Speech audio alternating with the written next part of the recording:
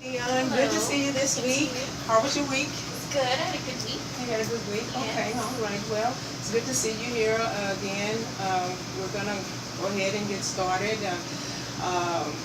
Remember you were telling me that you were adopted, and when you were 11 years old, you were adopted by family members, and the family members had pretty much had some domestic violence in it, and that created some issues with you as relating to you having a quick temper and being angry. Yeah. And so we're going to go with that today. And so what I want to do is to go into possibly getting to know a little bit more about your biological parents. Okay. So I want to know, how was your relationship with your mom before she passed away? It was great. Me and my mom were always really, really close. She had me really young. She had me when she was 19. So she was a really young mom. But she did everything she could for us. Me and my sisters. We honestly had a really good life. She struggled. I knew she struggled and everything, but she never let that stop us from having we had anything that we needed. Anything we needed for school, we always had it. It was always there. So yeah, my mom, she was a great woman, a strong woman. Okay, well, let me ask you this, and I understand that you and your mom had a great relationship. So how did you feel when she passed away? It was pretty devastating. She passed away from a drug overdose, so she had those issues. But yeah, it hit kind of hard because we lived with our grandfather at the time. So and he was in his 80s, so he was really old. So it was a really hard thing for us to have to go through. What about your biological father? Now, is he still? Yes, he is. He was in and out of our lives a lot. He had a lot of trouble with the law. He was in jail a lot of our childhood. So we saw him a lot, but a lot of times we also didn't see him. He was in and out a lot. Okay. Now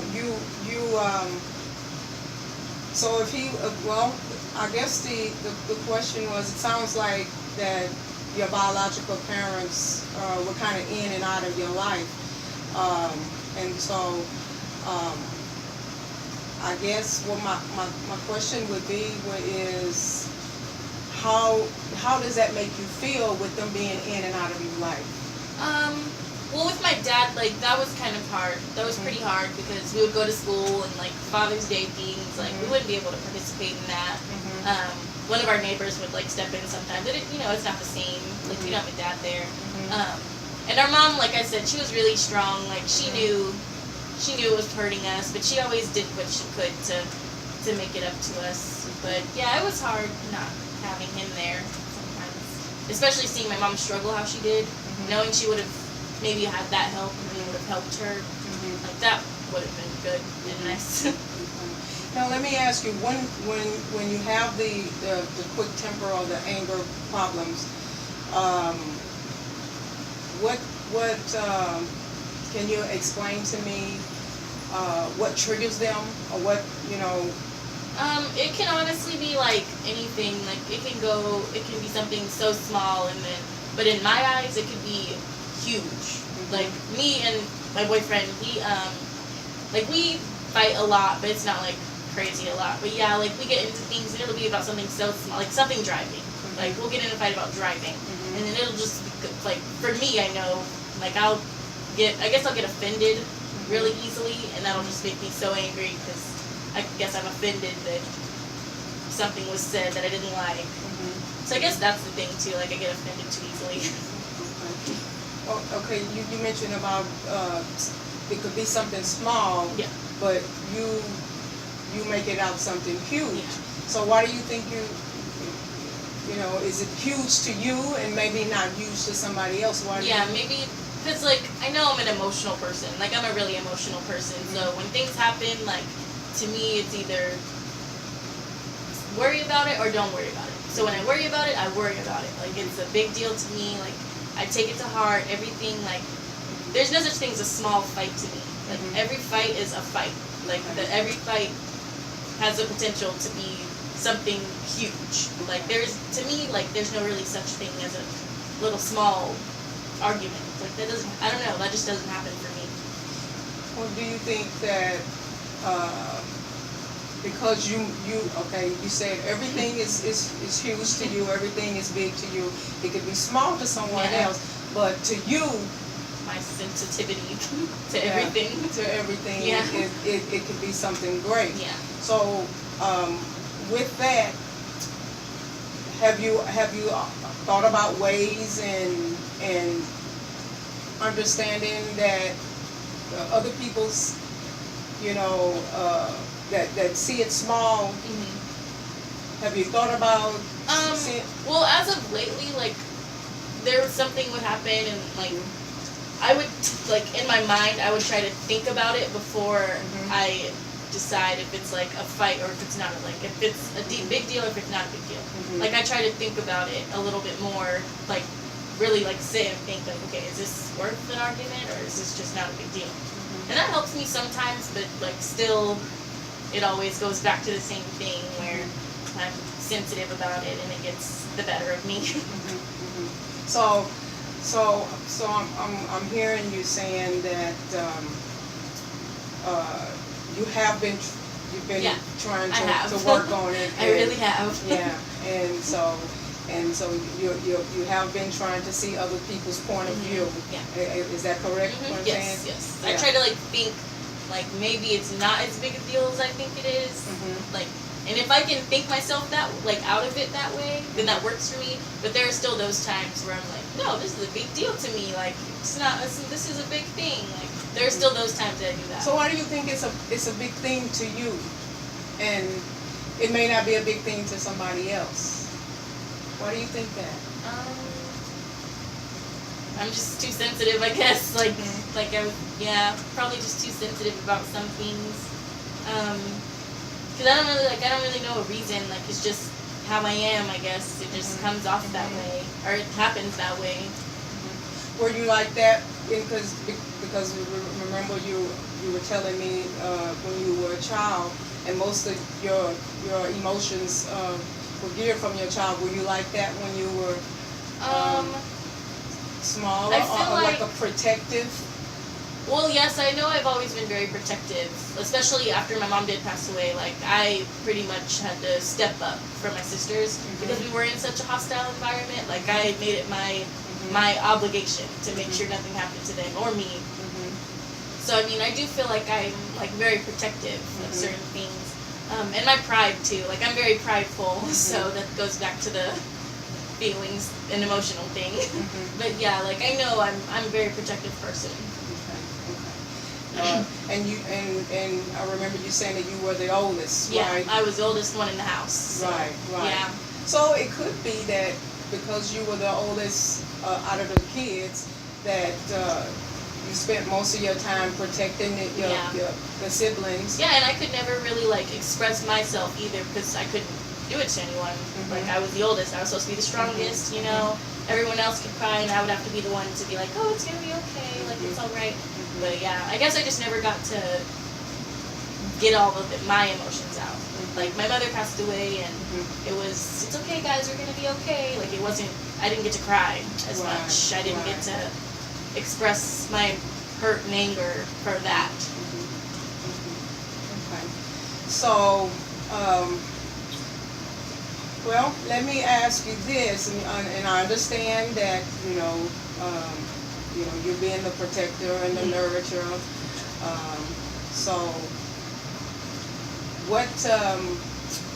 what ways have you done, or you've attempted to do, and to try to gear that anger in another route? Besides looking at the other people's point of view. I don't really know. You don't know? Yeah. You don't know? Okay. Well, maybe I didn't ask the question right. Let me ask you this: what if in 5 years, what do you think you would be, or where would you want to be? excluding the anger. Yeah. I know in 5 years I definitely want to be in school because I want to go to school for optometry or whatever, like delivering babies. Right. Yeah, that's what I want to go to school for. So I know that's a lot of years of school. So that's what I definitely want to be in school for in 5 years. Yeah, I want to be deep into school. Okay. A few years. So how do you think that anger would be in 5 years if you still carried it with you? Probably not good. Okay. Yeah, it would.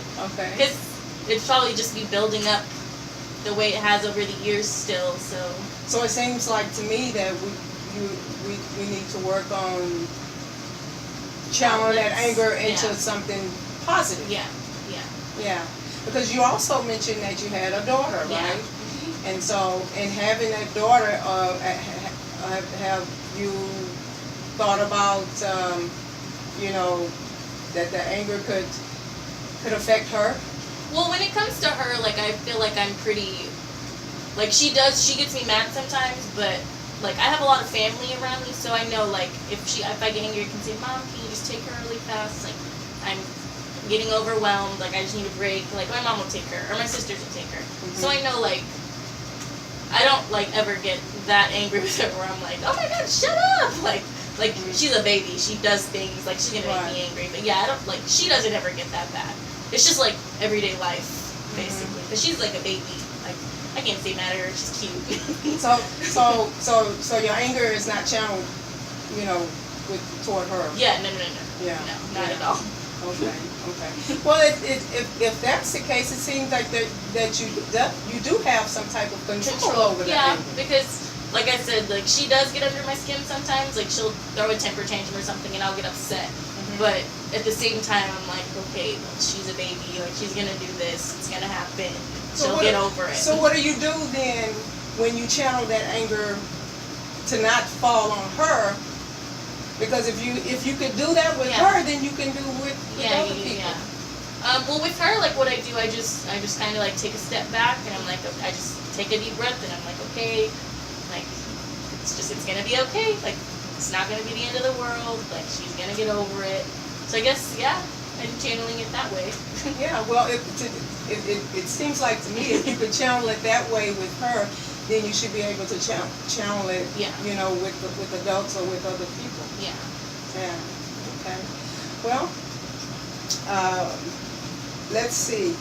Now let's talk about goals. And goals in ways that you want to channel it. The anger. The main goal is your anger, your quick temper. And so let's identify 3 changes that you can do. This will be your task for next week. Okay. Three changes that you can do to channel those goals somewhere else. And then with the changes, let's try to figure out 2 or 3 ways of behaviors, other behaviors besides the anger that you could do, and channeling that anger. Does that sound okay? Sounds good. Yeah. Okay, so let me summarize it and say that today we talked about your relationship with your biological parents and how that affected you and your biological mother passing away, and your biological father being in and out of your life, and how you're saying the anger with that of them leaving that didn't have an effect on you.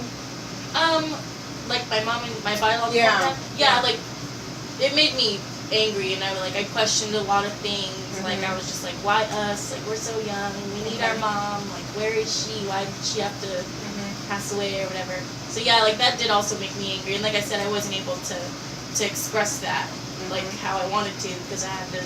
No, it's okay, guys. We're gonna be okay. Like yeah, it made me so angry. Like so angry because I questioned so many things. Well, in life, we're gonna go. And so, and we have to face the fact that one day we all have to leave, and I know we all have a certain time, and some may be quicker than others, and so you know, we just really have to face the fact that, you know, we have no control over Yeah. that, you know, and people living. Mhm. And so, and sometimes we do grieve when they leave, and sometimes we get angry when they leave.